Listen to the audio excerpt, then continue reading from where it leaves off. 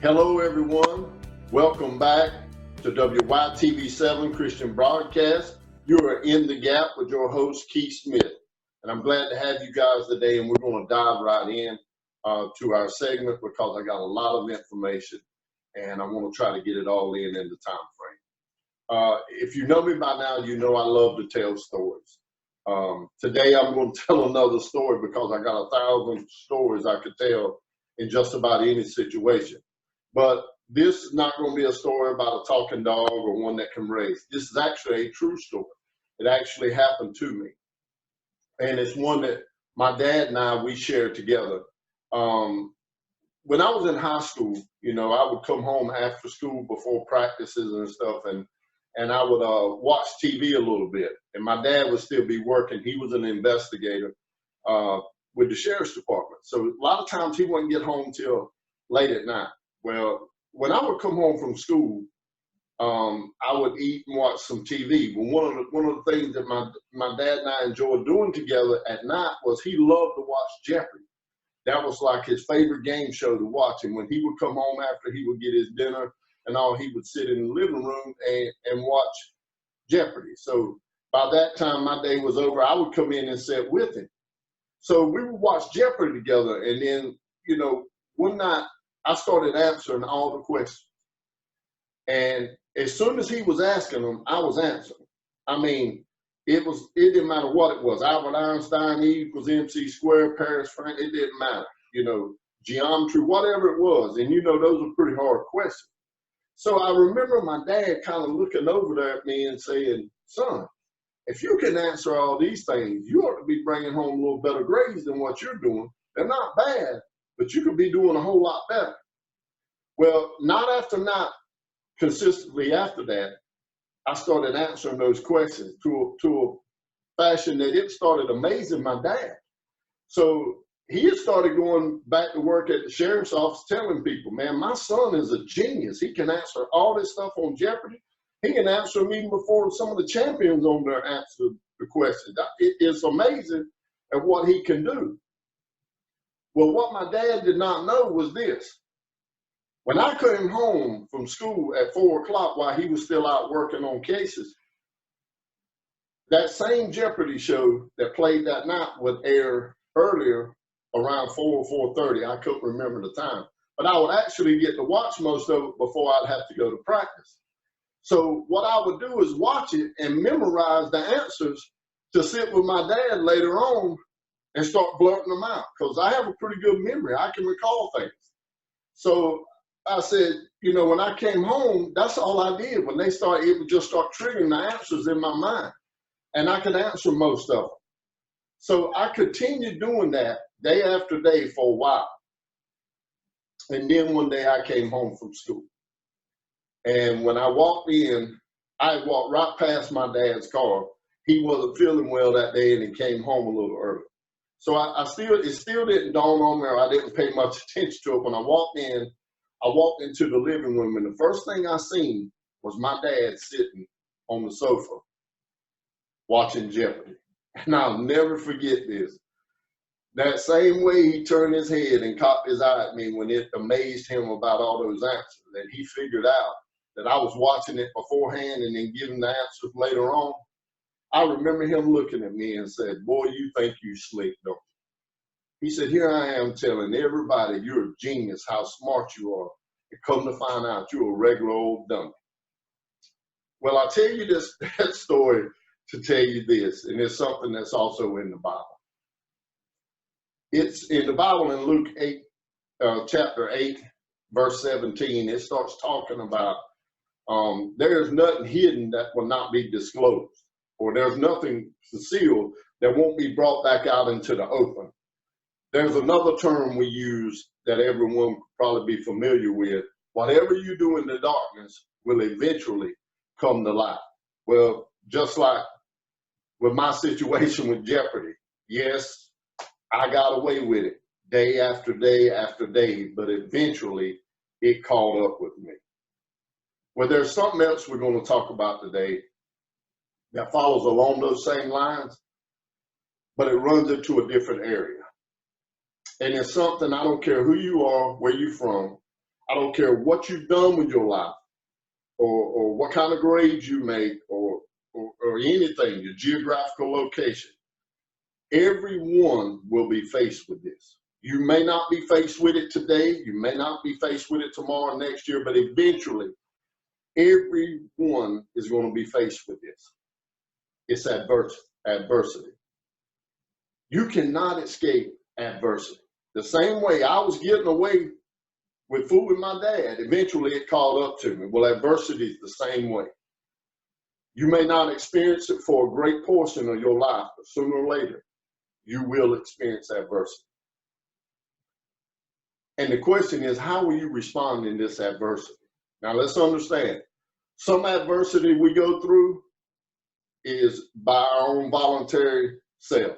We make choices that put us in these situations of adversity. In my life, if you've been following my stories through the previous broadcast, you understand I made some very poor choices that brought adversity upon me in several different ways. But we can also have adversity come in our life involuntarily as well, which means you didn't have a part in it. It came to you and you didn't do anything to warrant this. Well, still, you got to respond to this. And I think about one of my best friends of my whole life. His name was Gary Quick, and I used to call him Little G. And we used to hang out all the time, play ball together, everything. Grew up in the same town. Well, one night, it was on a Labor Day Monday. He had called me that night and asked me to come out to a little sports bar we used to go to in that area, but I couldn't. I had a young family at home. I had to work the next day. He was going to be off. So I just told him, I said, "No, not tonight." He said, "Well, I'm going to come by your house and stay tonight once I leave from here." I said, "Okay, I'll leave the door open for you." And I left him a blanket and a pillow on the couch, and for him to sleep downstairs because I would be upstairs with my family. And when I got up for work the next morning, the blanket and the pillow was still in the same spot. I went to the door and the door had stayed unlocked all night. I looked out in my yard and his car was not there. So I went ahead and got myself together for the next day's work. And when I went to get gas at one of the service stations we all go to in our town, I hear the news. He had been in a wreck.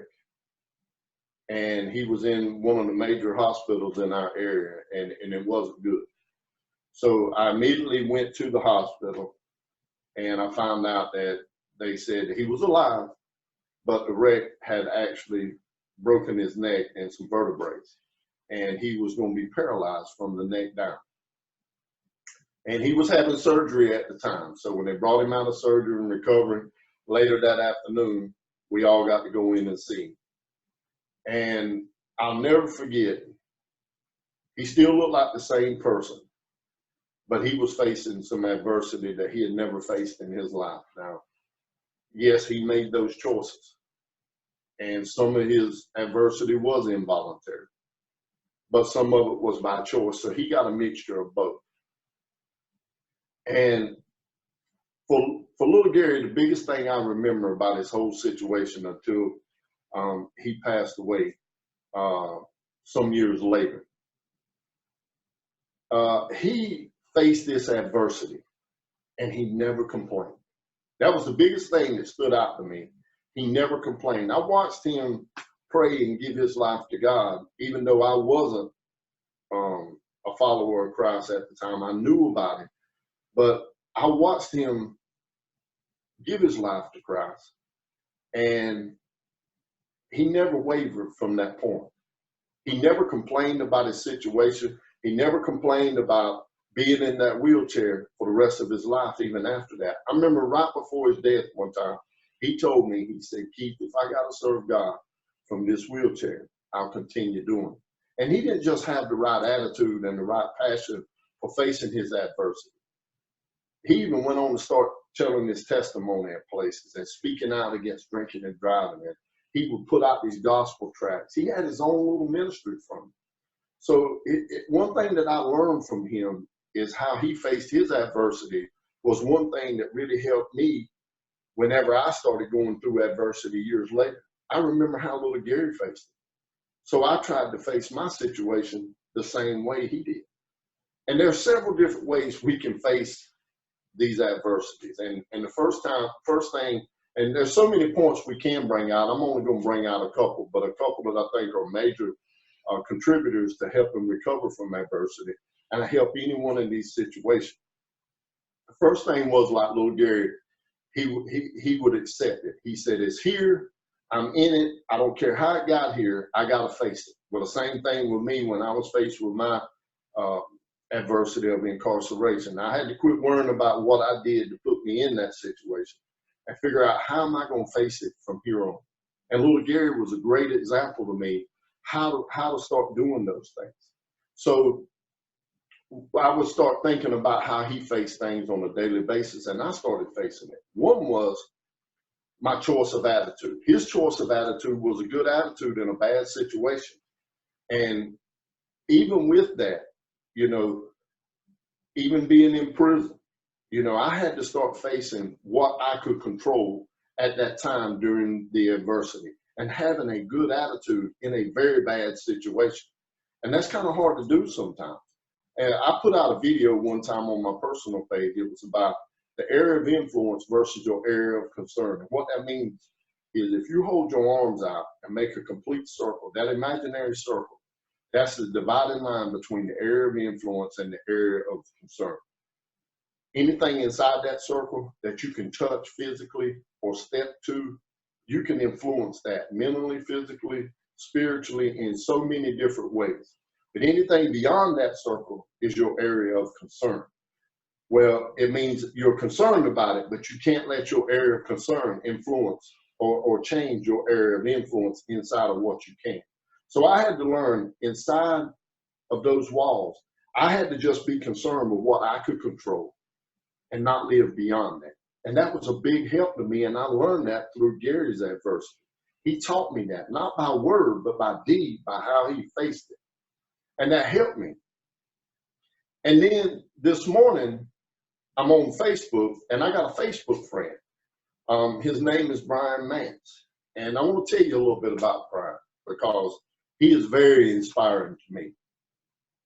I followed Brian when he was in high school years and years ago. He was played at Manning High School here in South Carolina. He was a defensive back. He was not only one of the best players in the state, but in the whole country. And a lot of big-time schools had come after Brian. Well, Brian, he went on to Clemson University and was a great defensive back for Clemson. After he graduated, he tried the NFL. He didn't really catch on. I think he got tryouts with the Redskins and the Bears. But Brian, when one avenue through his talent that God had made room for him, like it says, your gift will make room for you and bring you before great men in Proverbs 18. Brian did the same thing. His gift was closed off in the athletic part, but he stayed working with his talents. He got into coaching. He even got on Clemson staff as a GA, I think, a graduate assistant. But he went on to go to Wofford College in Spartanburg, where he was the defensive back coach. So now he's using his talents to move in a different arena, and wham, adversity hits him.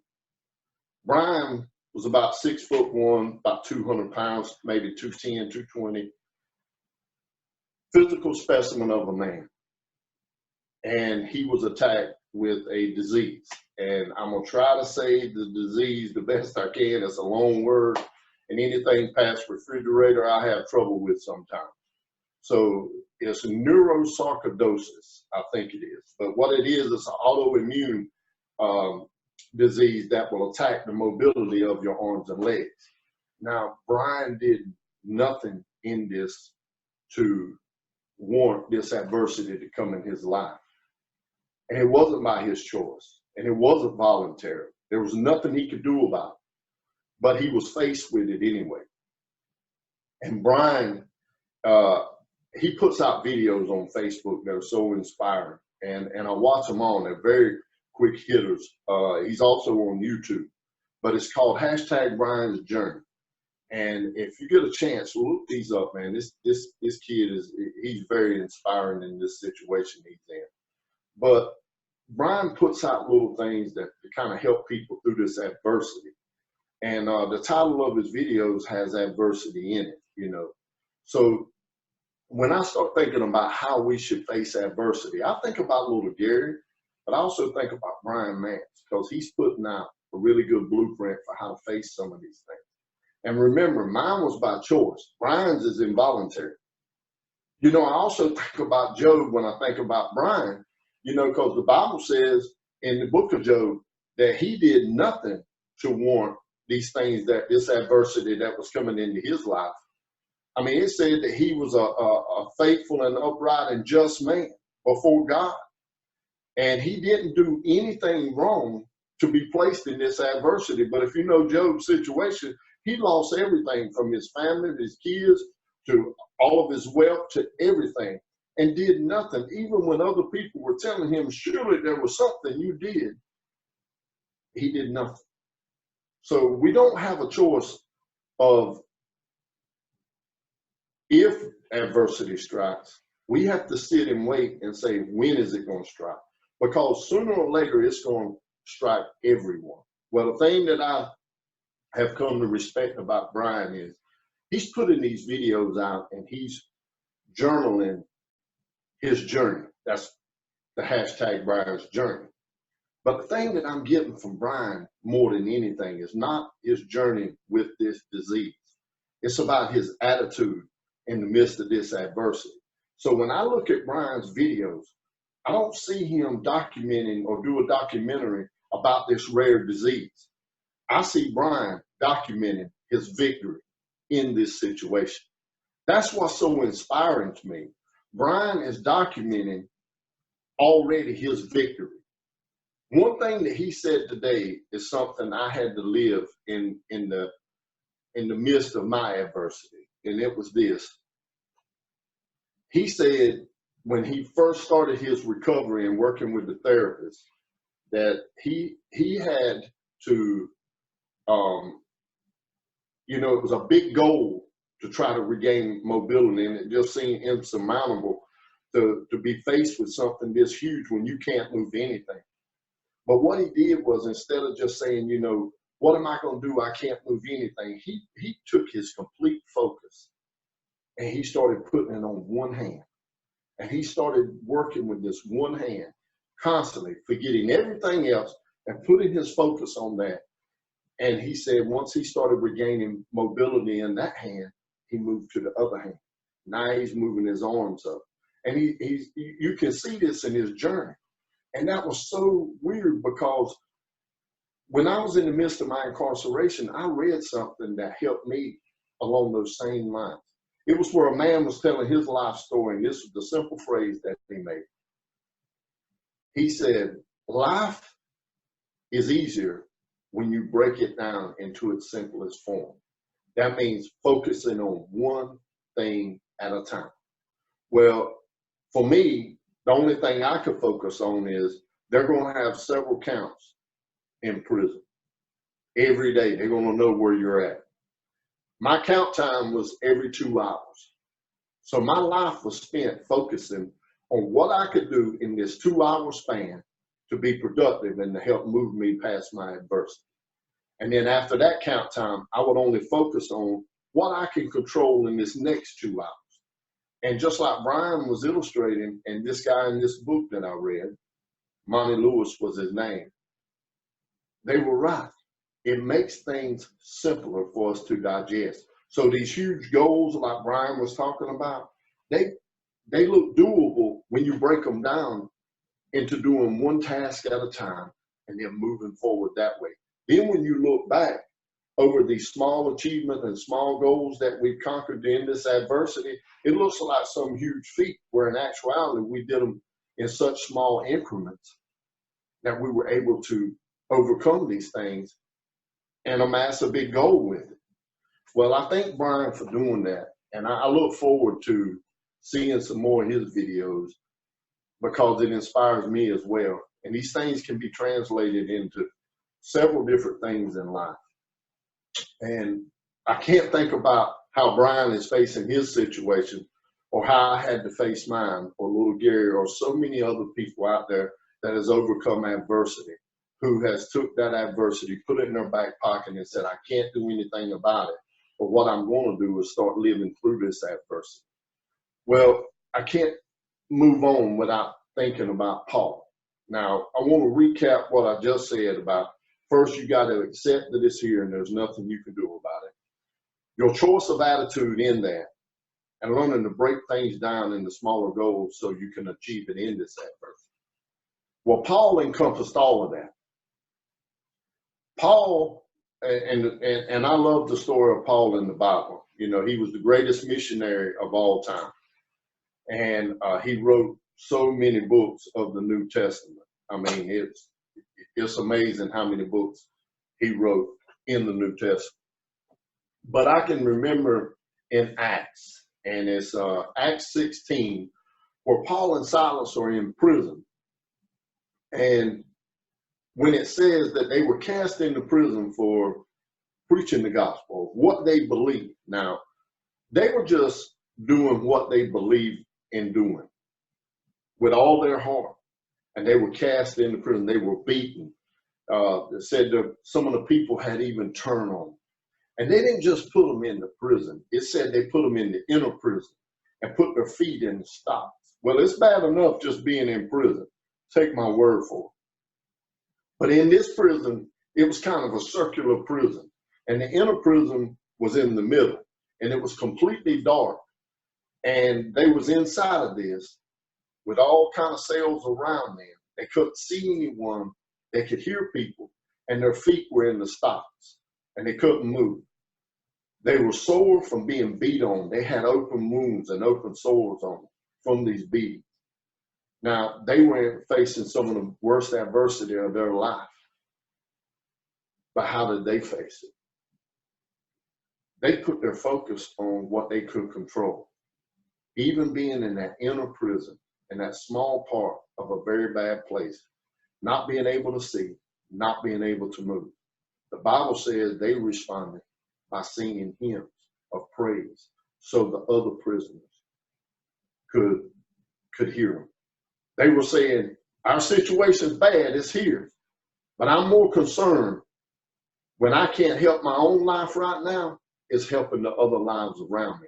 They focused on it so much in that moment that an earthquake came, shook the prison, opened the stocks up for them. And if you continue reading, you see how they even kept the jailer from committing suicide, where he was about to kill himself, thinking they had all run off and the leaders would have him killed anyway. He said, don't do that. We're all here. And the same man that helped put the stripes on them, carried them home and cleaned those things, fed them, took care of them, cleaned the wounds out, and him and his old family were saved. Our attitude in adversity is not only to help us, it's to help other people. Same way little Gary's attitude helped me in mine.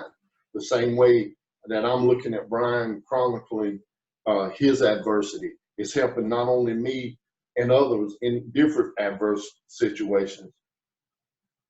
You know, I think about that. What can we do in our adversity to show other people how to respond? I was lucky. I had a good teacher in little Gary that helped me. That's great. I thank God for that. And also think about Paul in another time. Paul spent more time in prison. I'm telling you, Paul did some time. And he was in prison at another time. And he's talking about it in the letter to Philippians, that all the palace guards, you know, they know who his faith and belief is in, Jesus Christ, because they hear it all the time. I've heard somebody preach on it before, and they said every 8 hours they changed guards and was chained up to Paul. I heard one preach that said theologians say it was every 6 hours, but it didn't matter. All Paul was concerned with in this adverse situation and another worst time of his life was, man, I got 3 to 4 people every day different that I can preach Jesus Christ to. He looked beyond his adversity, beyond his situation, He used what God gave him inside of that situation to help him get out of it. I said, wow, that's a lesson to all of us. How do we look past our adversity? The way we do that is the attitude we develop inside of that. Paul could do that easily, even though from the outside it looked very hard. But Paul did it easily because Paul knew what a relationship with Jesus Christ was like. Even after I witnessed little Gary give his life to Christ, and I watched God start moving in his life, and I seen it all unfold in front of me, still, it was years and years later before I made that commitment. And I sit back now and I wonder what took me so long. You know, and I think Paul, in the midst of everything that he was going through, even to the fact that he said, you know, I know a lot of people are preaching Jesus Christ. Some are doing it for their own ambitions. Some are doing it to make my troubles even worse. You know, some doing it just to be selfish. He said, but whatever reason that Christ is being preached. Well, I think the 3 points that I've given you, and I'm sure you guys can come up with your own points, will also show you that, hey, accepting that it's here, having a choice of a good attitude in it, and focusing on breaking things down into the smaller steps. These are all really good things to help you recover from it. But I'm telling you from personal experience, the biggest reason I could overcome was Jesus Christ. Because without him, I would have never been able to accept the things that happened to me. Without him, I would have never been able to have the right attitude. Because I was a person, I was kind of a selfish person. But when I found myself in that situation and I started having to focus on just what I could control, it was Christ within me that started saying, helping me say, what can I do to lighten other people's loads back here in the same situation? What can I do to bring some joy into their life? Because I never would have thought about that on my own. And I heard T.D. Jakes talk about this third one too before. He said, there's purity in simplicity. Even if you're not in an adverse situation or facing one of the biggest crises of your life, we can all benefit from that as well. Break things down into smaller increments. They're more manageable that way. We don't get overwhelmed. Then we don't let our areas of concern start affecting our area of influence. Because once we tackle one small task, we can do another, and then another, and then another. So I think those are 3 very good points. But the best point of all is allowing Jesus Christ to be your guide through these things.